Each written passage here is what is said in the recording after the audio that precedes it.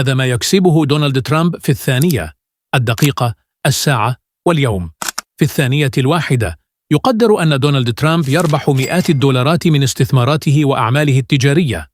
في الدقيقة قد تتجاوز أرباحه 10,000 دولار من العقارات والعلامات التجارية والمشاريع المختلفة.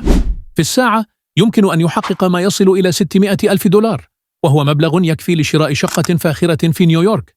في اليوم الواحد تتخطى أرباحه 10 ملايين دولار بحسب نشاط السوق وحجم استثماراته. في الأسبوع قد تصل مداخيله إلى 70 مليون دولار، وفي الشهر إلى مئات الملايين. ويعود جزء كبير من هذه الأرباح إلى إمبراطوريته العقارية وفنادق ترامب ونشاطاته الإعلامية. تقدر ثروته الشخصية اليوم بأكثر من 2.5 مليار دولار، رغم الجدل الكبير حول الأرقام الحقيقية.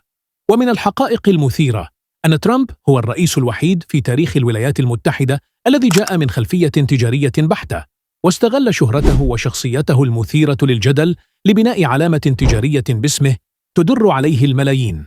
فهل تعتقد أن هذه الثروة تعكس عبقريته في المال والأعمال، أم أنها مجرد حظ وراثي؟